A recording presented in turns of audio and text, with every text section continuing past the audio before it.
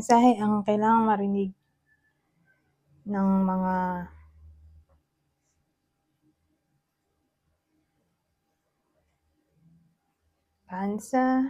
cancer sa buong buwan ng August 2024. Bago ako magsimula, ang instruction ko lang tatlo. Una, pwedeng nangyayari na to o mangyayari pa lang. Pangalawa, kung hindi man mag-resonate sa inyo itong magiging reading, baka mag-resonate o tumama sa someone na kakilala ninyo o mahal nyo sa buhay. Pangatlo, baka may lumabas na gender. So, kung di fit sa sitwasyon nyo, yung gender, wag nyo na lang pansinin. Pero kung okay naman yung reading, mali lang yung gender, ganun na nga. Etsipurahin nyo na lang yung gender. O gawin nyo na lang energy, yung feminine at masculine energy. Kung gusto nyo, pwede rin namang yung male, yun yung extrovert. Yung female, yun yung introvert. So, bahala na kayo. Anong gusto nyo na gawin?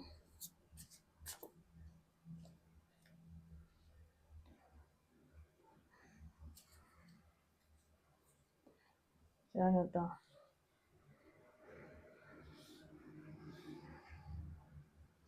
Meron tayo ditong 6 of Pentacles at Knight of Swords.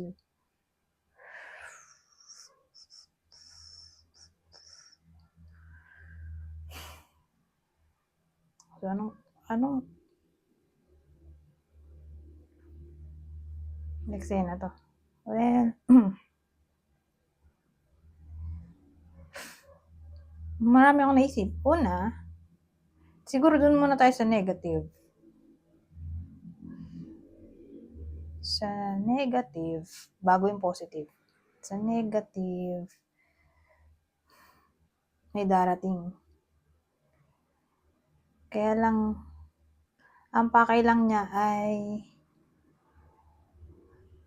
i-take advantage yung iba sa inyo. Tapos, kapag nakuha niya na yung gusto niya, wala na siya.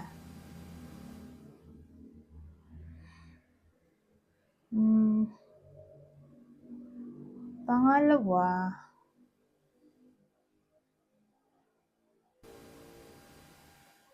pinakitaan mo na ng maganda. Pero ang return ng taong ito ay sarcasm o rudeness. Parang walang utang na loob. Yun yung dalawang negative scenarios. Dun sa positive, may biglang darating blessing, especially sa pera, parang siyang unexpected money. Kaya lang, pag nakita ko to, 6 of Pentacles, kung magkakapera man kayo, hindi siya aabot ng 1,000. At least pera pa rin yun, di ba? Pero hindi siya yung big amount of money. Una. Pangalawa,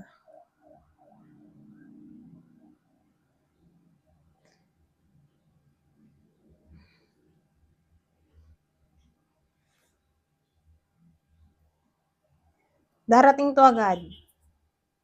Yun yung pangalawa, mabilis. Kasi Knight of Swords to Mensahe ba? Mabilis na mensahe. At ang mensahe o communication ay regarding good news. Whether pera man yan o career.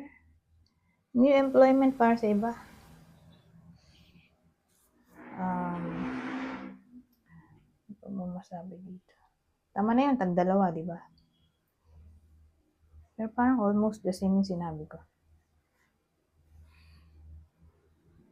O di, increase salary na lang to. Whether malaki o maliit.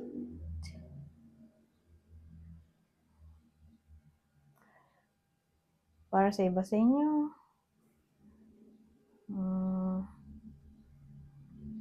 O magiging sila ng somewhat respect sa workplace. Para siyang announcement na ito nga pala si ganto ganyan. Ay may nagawang mabuti sa iba o magaling yung nagawa niya. Nagkaroon siya ng brilliant idea dahil sa galing niya, napabilis ang work, gano'n. Parang may papuri na matatanggap yung iba sa inyo. Pero again, announcement to, o declaration, o through message, o email, na yun nga, mababanggit yung pangalan ng iba sa inyo. In a good way.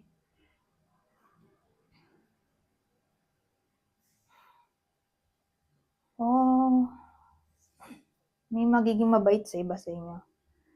May magsishare ng pagkain. Ayan, blessing niya. Ito.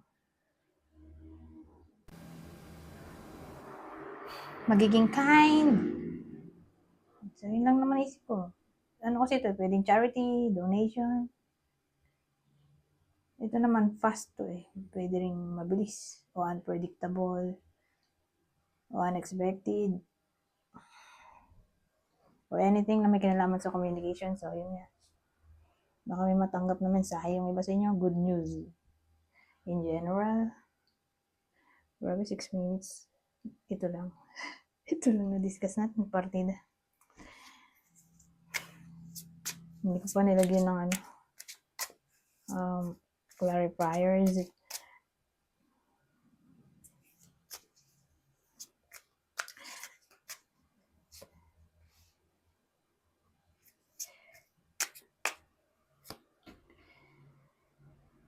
Oh. Kaya nga gusto ko dalawa lang eh. Kasi nalilito ko pag marami masyado. Kung maintindihan. Depende na lang kung ganito nga may kodigo. Diba? Mas mabilis mag-isip. Pero mas preferred ko yung upright, puro upright. Tapos dalawang cards, tagdadalawa. Anyways, kung ganito ang sitwasyon, ito, scourge, iceberg. Kasi ito, alam ko ginagamit to sa punishment eh. Ano yung latigo? Yung, di ba dun sa ibang bansa, yung way ng punishment eh, nila latigo. Parang latigo to eh.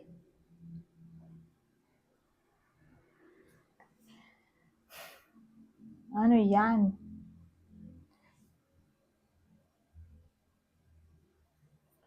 Well, pag nakita mo to, ibig sabihin, may problem.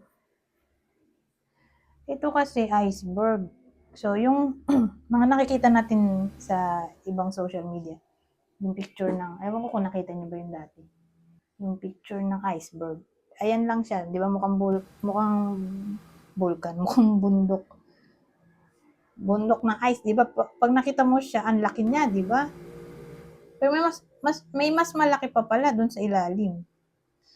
Kumbaga itong nakikita natin to, maliit pa yan compared dun sa ilalim.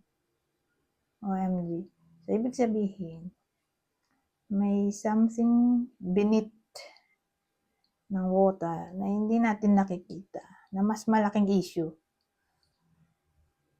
O para bang naipon na lang ng naipon dun sa ilalim. Para siyang binaliwalang problema na naipon na nga hanggang sa lumaki na sa ilalim. Tapos hindi makita agad. So, para siyang sakit. No? Ayan, ito. So, yun nga naisip ko sa combination na to. Baka, kasi ano rin to eh, pain. Kasi nilatigo eh. O, extreme suffering. So, ingatan ng health. Kung may nararamdaman na, magpa-check up. .